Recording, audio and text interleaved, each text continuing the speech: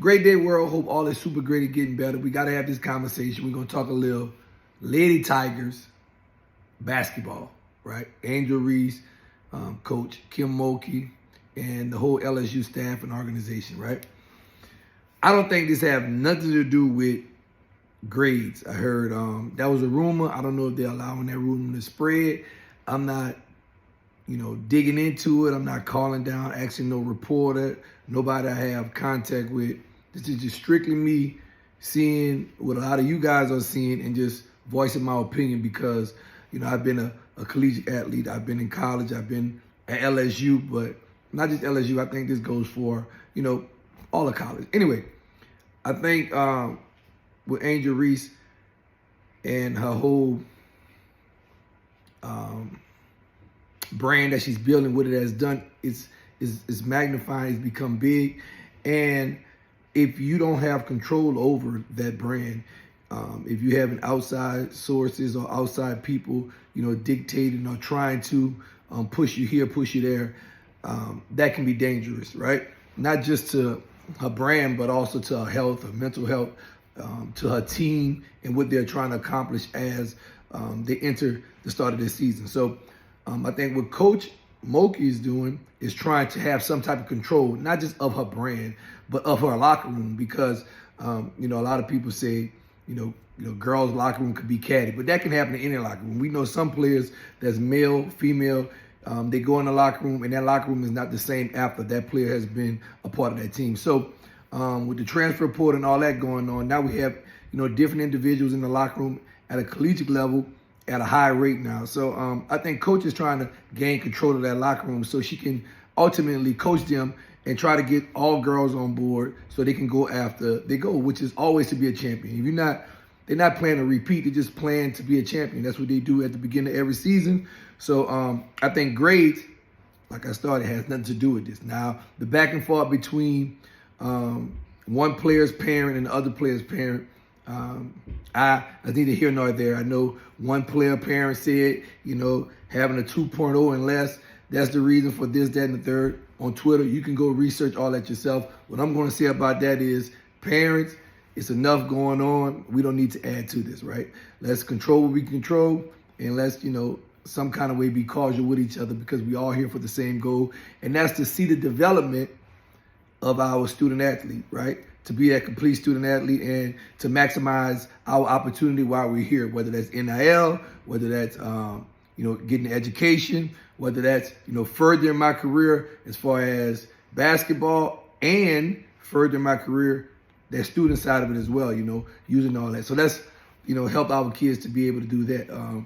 Calling any other kid out, any parent out, I would like to, refrain from that. Let's have a conversation. If y'all at the games, y'all can have a discussion, cordially, and y'all can agree to disagree, whatnot.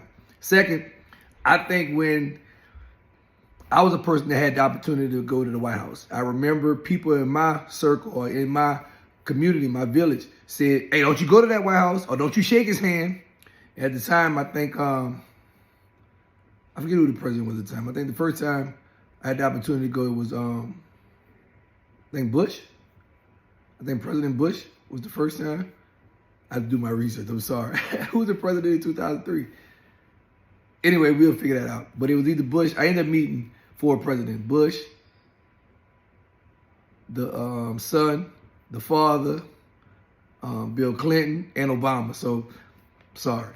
Blessed, all right? So anyway, when she came out and said, well, we ain't going to the White House if, because the First Lady invited the losing team to the White House, I won't call their name, we ain't going. I think that was a strong suggestion because at that particular time, Miss Angel Reese wasn't speaking just for herself. She was speaking for the whole LSU ladies basketball team, and she was actually speaking for the school, because she's not a spokesperson of that. Yes, she's a part of it, but she can't speak for everybody. When we set these things up, people are different religion, people have different political views. So one person standing up and speaking for the collective group, I think that was, just being in the locker room. I think that was a strong thing for Coach Mulkey and for the LSU staff. I mean, that's for athletic director, that's for the president. That's large to have a student athlete or one of your students to say and speak for the whole school. And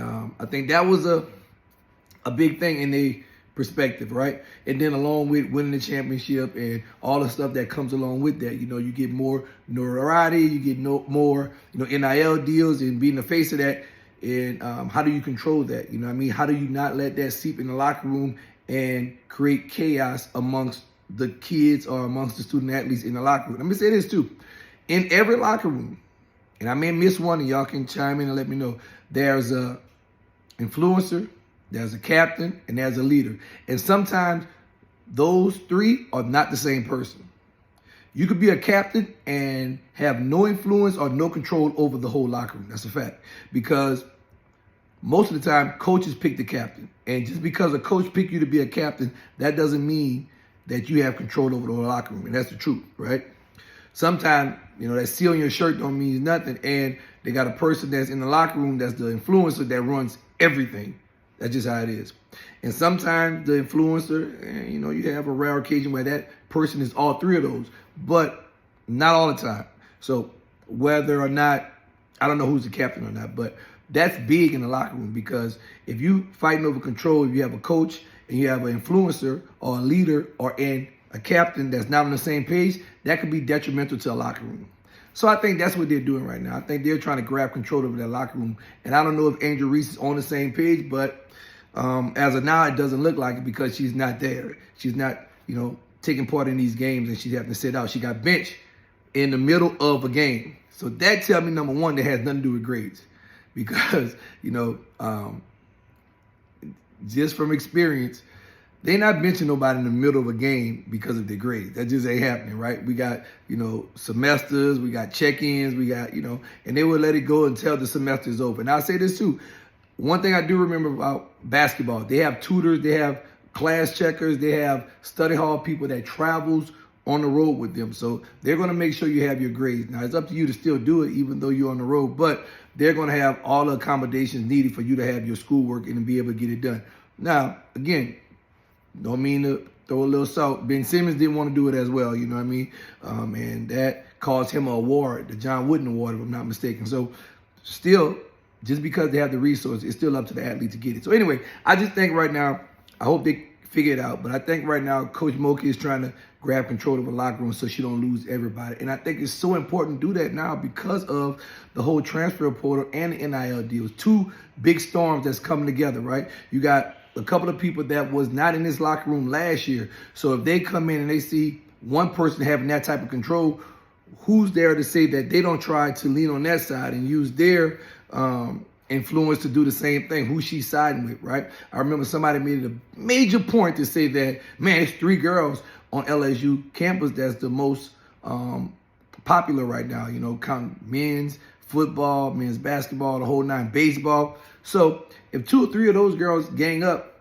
with their influence and go against what Coach saying, that's no recipe for success if they're not on the same page, right? Now, if you're using that to help better the team, that's it. And that's great. But if not, if you don't understand that, that can be detrimental to everybody, So I think right now, Coach is trying to, lay down the hard law, like this is how things have to go so we can be successful. I've been doing this for a long time. And this is how I want it to go. And I'm going to say this. They say, a lot of people talk, man, how come, former players or WNBA players are not reaching out to Angel Reese? Hey, you got to understand that everybody don't want to listen or hear from people that came before them. That takes a whole another characteristic to be able to say, you know what, I want to be humble enough to listen to the people that came before me. Everybody don't want to hear that. Some people just think that, hey, look, I'm the trailblazer. I'm doing it my way. They don't know. I don't know if that's her saying, but I'm just saying, for the people that say, hey, reach out to some older people, or reach out to some people that came before you, or some people that's in the WNBA. That's neither here nor there, because everybody don't have that type of gene to be able to say, hey, let me sit down and listen to this individual so I can gain knowledge. So some people have to go through some of these rocky roads just to get to the other side. So what I'm going to say is I pray all goes well with each individual that's a part of this. I want I want to repeat. I'm LSU. Cut me, I bleed purple and gold. So I want them to be successful, but I also want each individual student athlete to get maximum out of this and have a great season. So that's my 2 cents. Y'all let me know how y'all feel about it. And we out.